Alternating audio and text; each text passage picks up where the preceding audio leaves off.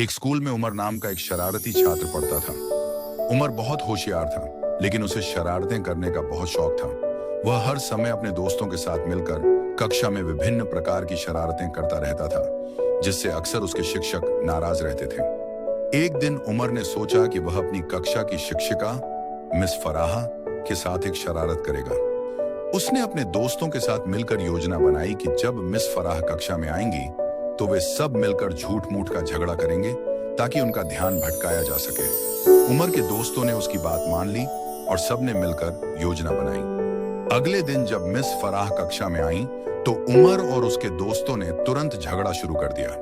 वे इतनी जोर से चिल्लाने लगे कि मिस फराह बहुत परेशान हो गईं और उन्हें संभालने की कोशिश करने लगी।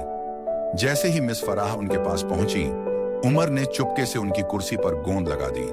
मिस फराह ने बच्चों को संभालकर वापस अपनी कुर्सी पर बैठने की कोशिश की, लेकिन जब वे बैठी तो कुर्सी से चिपक गईं। पूरी कक्षा में हंसी के ठहाके गूंजने लगे और सभी बच्चे हंसने लगे। मिस फराह को जल्द ही पता चल गया कि यह उमर और उसके दोस्तों की शरारत है। मिस फराह ने कक्षा में चुप्पी करवाई और उमर को अपने पास बुलाया।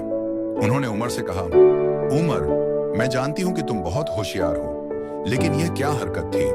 तुम्हें पता है कि इस तरह की शरारतों से दूसरों को तकलीफ हो सकती है।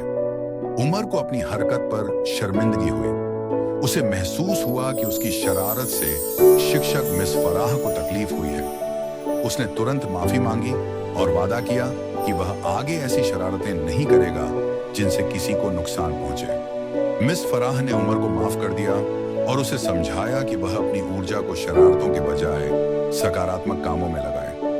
उमर ने उनकी बात मान ली और उस दिन के बाद वह स्कूल में एक बेहतर छात्र बनने की कोशिश करने लगा।